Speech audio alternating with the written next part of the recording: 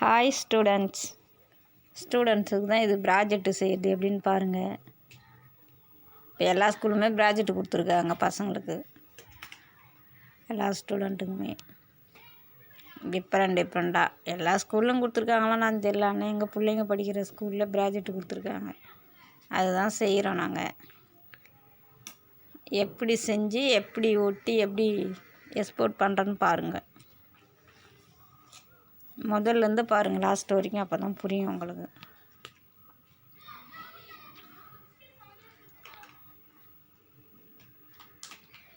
செய்ய தெரியாதுங்க, இதை பார்த்து செஞ்சு கற்றுக்குங்க. நிறைய பேருக்கு இது ப்ராஜெக்ட் எப்படி செய்யுதுன்னானே தெரியாமல் கஷ்டப்படுவாங்க. நாங்களும் ஃபஸ்ட்டில் அப்படி தான் கஷ்டப்பட்டோம். பிள்ளைங்கள ஸ்கூல் சேர்த்த உடனே ப்ராஜெக்ட்லாம் எப்படி செய்யுதுன்னே எங்களுக்கு தெரியாது. அப்புறம் கொஞ்சம் நாள் ஆவ ஒன்று அப்புறம் எப்படின்னு கற்றுக்கணும். இப்போல்லாம் யாருக்கும் தேர்றது கிடையாது, நாங்களே செஞ்சு எடுத்துமா கொடுத்துறது ஸ்கூலில் பசங்களுக்கு. சிலர் கடையில் கொண்டு கொடுத்து செய்வாங்க ப்ராஜெக்ட்டு. கடையெல்லாம் கொடுத்தா அது எப்படி பசங்க கற்றுக்குங்க. பசங்களை கூட வச்சுக்கிட்டு செய்ய கற்றுக் கொடுங்க. நம்ம செஞ்ச மாதிரியே இருந்ததுனாக்கா செய்யறதுக்கு நமக்கும் கொஞ்சம் ப்ராக்டிஸ்னாகவும் ஆகும், பிள்ளைங்களுக்கும் கொஞ்சம் கற்றுக்குவாங்க செய்யறதுக்கு. அவங்கள கூட வச்சுக்கின்னு நம்ம செய்ய கற்றுக்கிட்டோம்னாங்க. பாருங்கள், செஞ்சு அது எழுதணும் இங்கிலீஷ்லேயே ஃபுல்லாக. ஸ்போக்கன் இங்கிலீஷ் சார் கொடுத்த ப்ராஜெக்ட்டுங்க இது.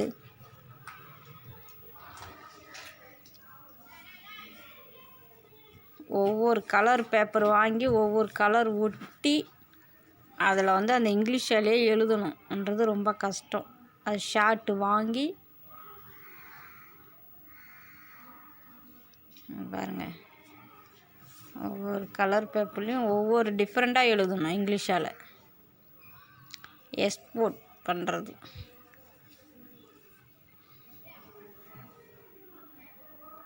காம்படிஷன் வச்சுருக்காங்க ஸ்கூலில், ஸ்போக்கன் இங்கிலீஷ் காம்படிஷன். அதனால் எங்கள் வீட்டில் ப்ராஜெக்ட் செய்கிற வேலை ஆகுது. நீங்களும் செய்ய தெரியாதவங்களா இருந்தால் இதை பார்த்து எப்படி செஞ்சுட்டு போகலான்னு பார்த்து கற்றுக்குங்க. ஸ்டூடெண்ட்ஸுங்களுக்கு தான், ஸ்டூடெண்ட்டும் செய்வாங்க, பேரண்ட்ஸுங்களும் செய்வாங்க ப்ராஜெக்ட்டு. முழுசாக பாருங்கள், 10 நிமிஷத்து வீடியோவும் முழுசாக பார்த்தீங்கன்னா தான் இந்த ப்ராஜெக்ட் எப்படி செய்ய முடியும்னு நமக்கு தெரியும்.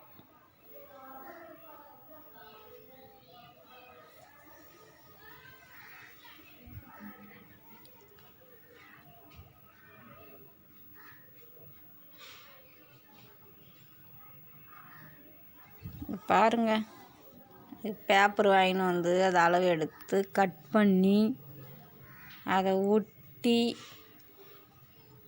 எக்ஸ்போர்ட் பண்ணுறதுக்கு எழுதணும் ஃபுல்லாக இங்கிலீஷாலேயே. அது ஒவ்வொன்றா செல்லில் தேடி எழுதணும். பொதுவாக கொடுத்துருவாங்க சாரு ப்ராஜெக்ட்டு.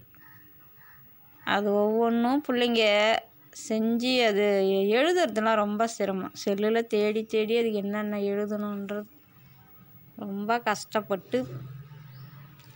இந்த வீடியோ 12 நிமிஷத்து வீடியோங்க. பாருங்கள் எவ்வளோ கஷ்டப்பட்டு பசங்க பண்ணியிருக்காங்க. சாயந்தரம் 4 மணிக்கு ஸ்கூல் விட்டு வீட்டுக்கு வந்தாங்க. அதில் ஆரம்பித்து நைட்டு 11 மணி ஆச்சு இது செஞ்சு முடிக்க. செய்யறது கூட கடன்னு செஞ்சிடலாம், அதில் எழுதுறது தான் ரொம்ப சிரமம். என்ன எழுதணும் ஏது எழுதணும்னு குழப்பி யோசித்து பார்த்து எழுதும். இது பாருங்கள், ஆர்ட் ஷேப்பு பாருங்கள் எவ்வளோ கஷ்டம் சரிங்களா. அங்கே பாருங்கள் ரொம்ப சிரமம். இந்த பேப்பர்லாம் வாங்கின்னு அந்த ஆர்ட் ஷேப் கட் பண்ணணும்.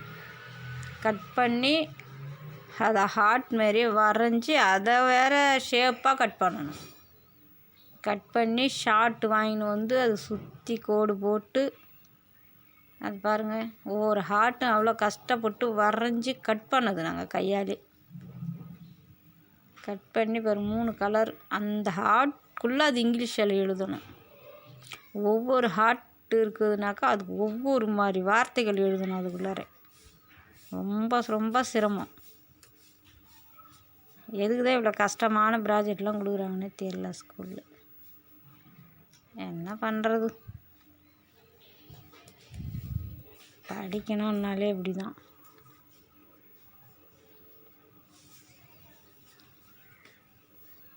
பார்க்குறவங்க முழுசாக பார்த்து எப்படி ப்ராஜெக்ட் செய்யுதுன்னு நீங்களும் கற்றுக்குங்க.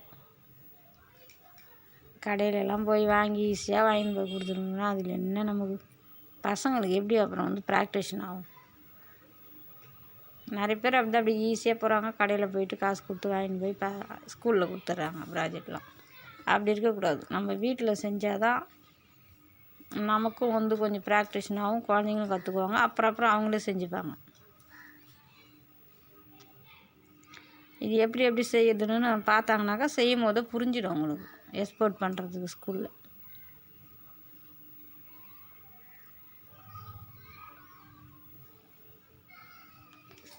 இந்த ஆர்ட் ஷேப்லாம் வரைஞ்சி கட் பண்ணுறதுக்குள்ள போதும்னு ஆயிடுச்சு. அதுவும் ஒன்று விடாத லைட்டாக தான் ஒட்டணும். பட்டர்ஃப்ளை பறக்கிற மாதிரியே இருக்கணும் அந்த ஹார்ட்டு. முழுசாகவும் கம்மு தடி ஒட்டக்கூடாது. லைட்டாக கம்மு தடி ஒட்டணும். நடுவில் மட்டும் ஒரு சொட்டு ஒட்டணும். மற்றதெல்லாம் அப்படியே பட்டர்ஃப்ளை பறக்கிற மாதிரியே இருக்கணும். அது பாருங்க எப்படி ஒட்டிட்டு அது கிளகலையாக கோடு வேறு வரையணும் கெச்சால். ஒன்றுக்கு ஒன்று ஜாயிண்ட் ஆகக்கூடாது. அந்த கோடு ஃபஸ்ட்லேருந்து ஸ்டார்ட் பண்ணி லாஸ்ட்டு கீழே வர வரைக்கும் அந்த கோடு ஒரே கோடாக வரணும்.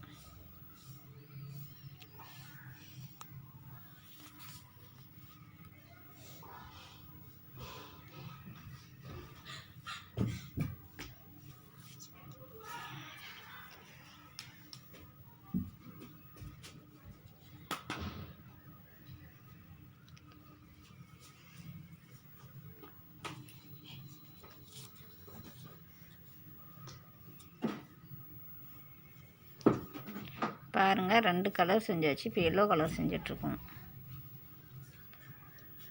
ஃபஸ்ட்டில் ப்ளூ கலர் செஞ்சோம், 2வது ரெட்டு செஞ்சோம், அப்படி எல்லோ செஞ்சு ஒட்டுறதுக்குள்ளே ஒட்டத்து முழுசாக ஒட்டக்கூடாது. நடு சென்டரில் மட்டும் கொஞ்சம் கம்மு தடி ஒட்டினா தான் பட்டர்ஃப்ளை பறக்கிற மாதிரியே இருக்கும் அந்த ஹார்ட். வேறு மொத்தமாக ஒட்டின பிறகு தான் பார்க்கணும். அதுதான் நல்லாயிருக்கும் பார்க்குறது.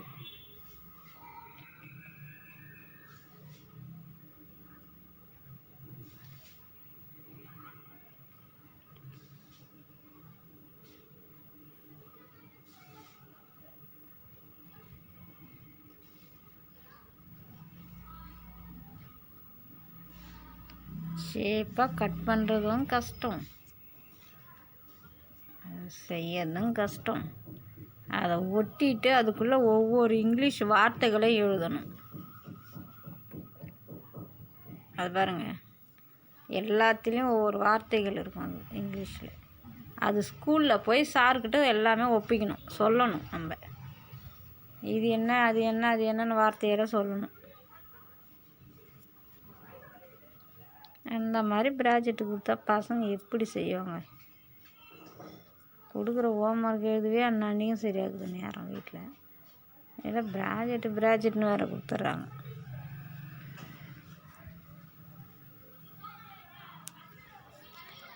உங்கள் பிள்ளைங்கள்லாம் படிக்கிற ஸ்கூல்லும் இப்படி தான் டார்ச்சர் கொடுக்குறாங்களான்னு பாருங்கள். ப்ராஜெக்ட்னு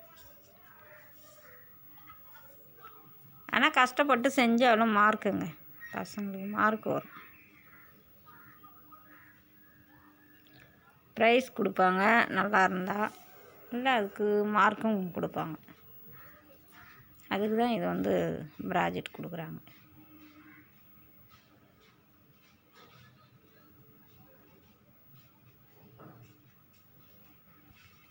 இது ஃபுல்லாக பார்த்து தெரிஞ்சுக்கினீங்கன்னாங்க நீங்கள் செய்யலாம், குழப்பம் இல்லாமல் செய்யலாம்.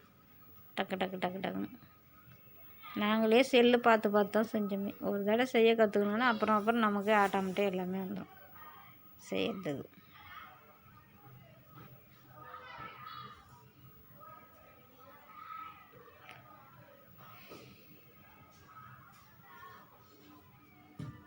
அழகாக இருக்குது பாருங்கள்.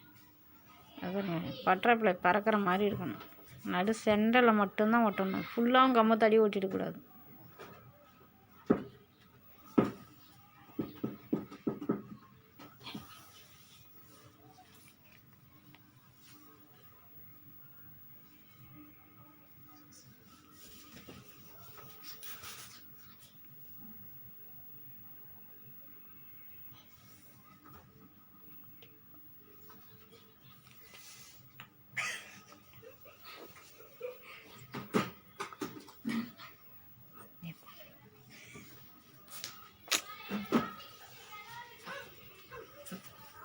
பாருங்கள் செஞ்ச பிறகு எவ்வளோ அழகாக இருக்குதுன்னு.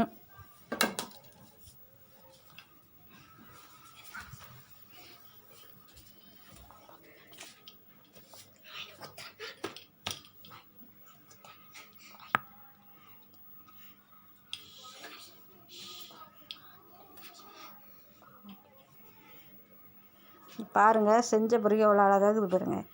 செய்யும் போது அவ்வளோ கஷ்டமாக இருந்தது. செஞ்ச பிறகு எல்லாம் பார்க்குறதுக்கு அழகாக இருக்குது.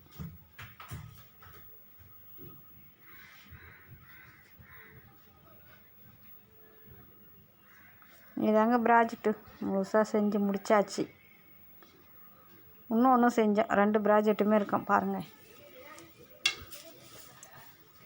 2 செஞ்சுருக்கேன். இது ஹார்ட் ஷேப்பில் ஒன்று, இன்னொன்று வந்து அந்த கட்டை ஷேப்பில் வரும், ஸ்கொயர் ஷேப்பில்.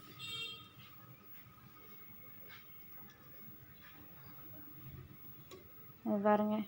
அது கீழே ஒரு போஸ்ட்டு மாதிரி ஒட்டி அதில் வேறு எழுதணும் அது நியமெல்லாம். ரொம்ப கஷ்டப்பட்டு செஞ்சது ஒரு நாள் பூரா அந்த ப்ராஜெக்ட். செஞ்சு அந்த வார்த்தைகளெல்லாம் ஒன்று ஒன்றா தேடி தேடி தேடி தேடி எழுதுறதுக்குள்ள அவ்வளோ ஒரு கஷ்டப்பட்டு செஞ்சாங்க. அதை நீங்களும் செய்யுங்க, பார்த்து பத்திரமா.